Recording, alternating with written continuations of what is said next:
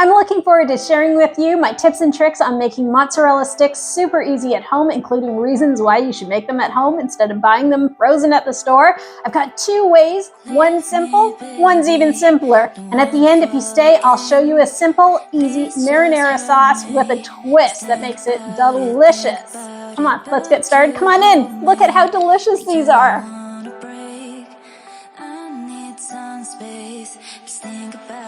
I've got assembled all the ingredients for the first version of the simple mozzarella stick that we are going to bake instead of fry.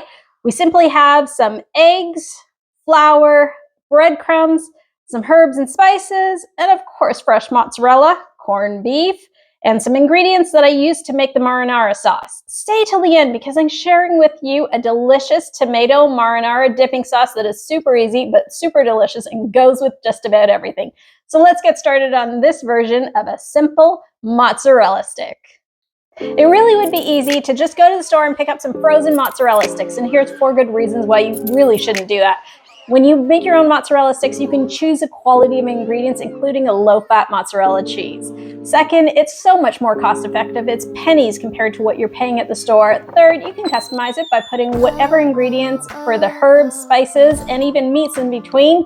And fourth, you just don't know how long it's been sitting in that freezer at the grocery store. So why not make it? It's not that much effort, and I'm going to show you how to make it super simple and easy. Buy a long brick. It already comes in sort of the length that you're looking for. So now it's just a matter of slicing them down into the width that you're looking for. Doesn't have to be exact. Remember, it's going to get coated in breadcrumbs, so it doesn't matter how it looks at this point, just as close as possible to the same size so that they cook relatively evenly. Because we have to be a little bit extra, we are wrapping one of these cheese sticks in a little bit of corned beef that I purchased sliced thinly. That's just going to add so much to the flavor. Now that we have some of our mozzarella sticks coated in the corned beef, step number 2 is to season the flour. And once the flour is seasoned, we're going to dip both the mozzarella sticks that are with the corned beef and without in the flour, give them a generous coating, shake them off, and it's on to step number 3 then. I'm starting off with my flour, and seasoning the flour gives so much more flavor to these mozzarella sticks as well, but you don't necessarily have to season the flour. I'm putting a little bit of that garlic powder and of course a bit of salt. Give this a good stir, and we're going to start dipping the mozzarella sticks in it. Give that mixture a good stir.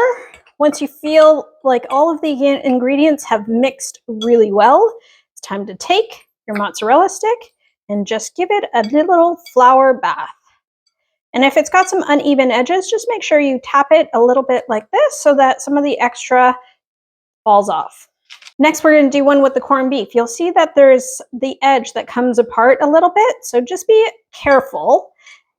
And when you're putting it down on the parchment paper, lay it down on that edge and it'll seal right up when we put the breadcrumbs on it. Step number 3 is to crack your eggs into a bowl where you can then roll your mozzarella sticks right into the bowl. Before we do that, we're going to season the egg and the breadcrumbs. I'm just going to whisk the eggs a little bit so that it's nice and creamy. I'm seasoning the breadcrumbs with a little bit of salt and the eggs with a little bit of salt, also with some of the garlic and garlic powder into this as well. Now we're going to give both items a good stir and mix.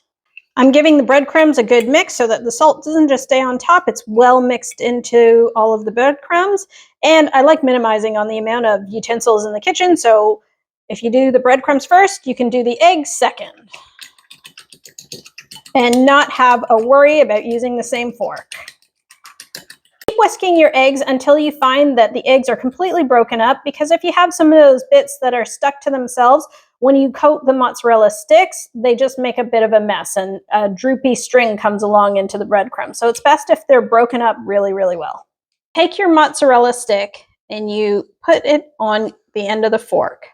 Now you're going to dip it into the egg wash. Get all your sides covered.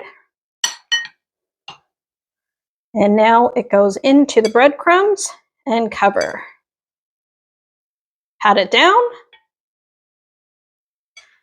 on all sides. So if you see any openings, keep on patting it down until it's really well covered. Now we're going to bring it back to the egg wash. And you have sort of a holder so that you can get it all really well covered. You can take a spoon if you like and just coat it. Makes it super easy. Let it drip off so you don't drag any of that egg into your breadcrumbs. And we're going to repeat the same thing. What we're looking for is the entire mozzarella stick to be well covered so that when we bake it, it doesn't leak out. And that is a really well covered mozzarella stick. The second version of our mozzarella sticks, if you can believe it, is even easier than the first. We're simply going to wrap them in the egg roll wrappers, but I do have it coated in a little bit of flour, and I'm going to run it through the eggs, and then we're going to wrap it in the egg roll wrapper. Take your mozzarella stick, dump it right into that egg wash. Try not to get it everywhere.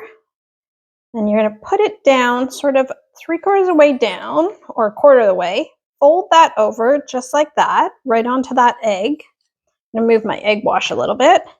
And then I'm folding it over. I'm going to take this edge, fold it over, back onto it, hold it down, fold this edge over, do the same thing. We're going to keep rolling till you get to the end. Just before you reach the end, take your egg wash and coat that end really well. This is what's going to help this entire item stick together, just like that. Our breadsticks, our mozzarella sticks have been in the freezer for 30 minutes. I'm going to give it a light coating of some neutral oil. You can either do this with a brush or you can do it with a spray. I just find the spray is so much easier. Once you've sprayed it once, make sure you turn them around and spray the other side as well. I've preheated the oven to 425. It's going to go in the oven at 425 for the set amount of time. And I'm going to show you exactly how yummy, delicious, and easy these are. However, if you don't want to bake these right off the bat, or you want to make a double batch, just as they are, you can put them in a freezer bag and let them sit in the freezer for a couple of months, use them later on. 13 minutes at 425, and all of these mozzarella sticks are done. Of course, this is the best part where you get to taste. Oh, look at that pull. Woo! A little marinara sauce. Oh, please try this at least once. Subscribe to my channel for more great, interesting recipes. Take care. See you soon. To make that homemade sauce that I was talking about, you can take some store-bought marinara sauce, or I have a marinara sauce on my channel. And then to that, you're adding 2 big dollops of olive oil mayo and a smidge of sriracha. Ooh, let's open that up a little bit more. Just enough so that it gives it a kick at the end. Give that a really good stir, and it makes an absolutely delicious sauce.